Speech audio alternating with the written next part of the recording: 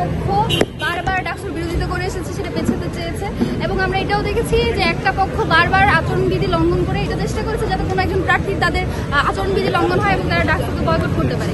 তো এই সব কিছুর পরিপ্রেক্ষিতে আমরা এটা মনে করি ডাকসু কিন্তু আমাদের মানে এত 6 বছর পরে যে ডাকসু কিন্তু আমাদের জুলাইয়ের ফসল।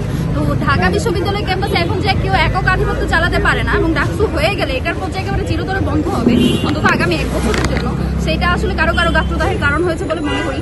এবং যে রিটের প্রেক্ষিতে এখনো পর্যন্ত ধারণা করা হচ্ছে এই রিটের আসলে ভ্যালিডিটি কি, যে ঢাকা বিশ্ববিদ্যালয় ক্যাম্পাসে এখনো কি এমন কিছু হয়েছে যার কারণে হচ্ছে রিট করে ঢাকা বিশ্ববিদ্যালয়ের পরিস্থিতি নেই এমন বলা যায়। আমি তো দেখিনি। এই যে এত নির্বাচনী প্রচারণা চলছে গত 10 দিন 12 দিন যাবত, সেখানে আসলে এরকম কিছুই ঘটেনি যার কারণে একজন প্রার্থীর সাথে অন্যজন প্রার্থীর বৈরিতা বা অন্য কিছু বা হামলা মামলা এরকম কিছুই ঘটেনি। তো সেখানে যদি এরকম কিছু নাই ঘটে তার প্রেক্ষিতে কিসের প্রেক্ষিতে হাইকোর্ট এই সিদ্ধান্ত নিয়েছে জানি না। আর ঢাকা বিশ্ববিদ্যালয় একটা স্বায়ত্তশাসিত প্রতিষ্ঠান।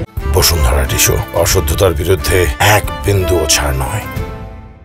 সেখানে আসলে হাইকোর্টের এমন চাপিয়ে দেওয়া কোনো একটা প্রশাসন কি ব্যবস্থা নেই এখন পর্যন্ত জানি না। আর প্রশাসন যদি হাইকোর্টের রায় মেনে নিয়ে পেছায়ও তাহলে কিন্তু প্রশ্ন থেকে যাবে যে প্রশাসনের উপর কেন তারা প্রথম থেকে এই বিষয়গুলো আমলে নেয়নি, কেন পরিবেশ পরিস্থিতি গত 1 বছরে তারা এই পরিবেশ পরিস্থিতি তৈরি করেনি যেখান থেকে হচ্ছে ডাকসু দেওয়া যায়।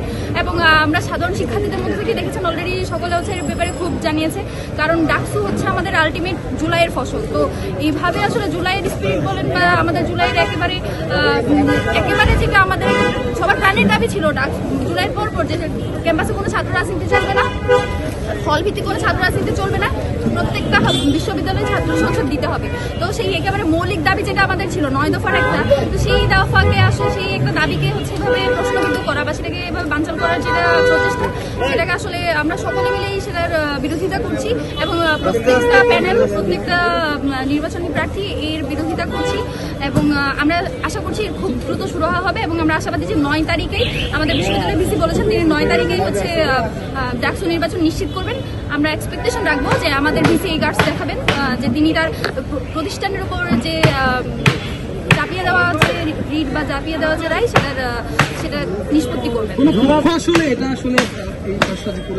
এটা একটা পক্ষ কারা করছে সেটা তো ভাই এখন মানে সেভাবে স্পষ্ট হয়নি, তবে আমরা তো গত 6 মাস ধরেই দেখেছি কারা মানে ডাকসু পিছানোর জন্য আন্দোলন করেছে।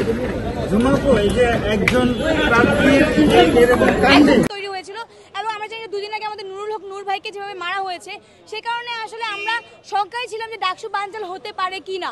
কিন্তু সংবাদ সম্মেলন শুরু করার আগে আমরা দেখতে পাই যে 21 অক্টোবর পর্যন্ত ডাকসু স্থগিত করা হয়েছে। আমি একজন প্রার্থী হিসেবে নির্বাচন কমিশনকে প্রশ্ন করতে চাই যে হাইকোর্ট একজন প্রার্থীর মনোনয়ন বাতিল করতে পারে, স্থগিত করতে পারে, কিন্তু রিটের পরিপ্রেক্ষিতে, কিন্তু আপনি একটু আগে ব্রিফ করলেন এরকম কোনো সংকেত আমরা দেখতে পাইনি যে মানে নির্বাচন বাতিল হবে। এখন আপনারা আমাদেরকে একজন প্রার্থী হিসেবে আমাকে আপনারা কি বার্তা দিতে চান এবং আপনি আসলে আপনার স্পষ্ট বার্তা অবশ্যই দিবেন যে আমি মিতু আক্তার একজন প্রার্থী হিসেবে এখন আমার কি করণীয়। এই যে নির্বাচন মানে স্থগিত হয়েছে, কেন নির্বাচন স্থগিত হয়েছে এটা কিন্তু স্পষ্ট ধারণা আমরা এখনো পাইনি। কোনো রাজনৈতিক মদতপুষ্টতা ছিল কিনা, কোনো রাজনৈতিক শক্তি এখানে কাজ করেছে কিনা, আমরা আসলে অবশ্যই এই সংখ্যাটাই ভুগছি। আমাদেরকে স্পষ্ট বার্তা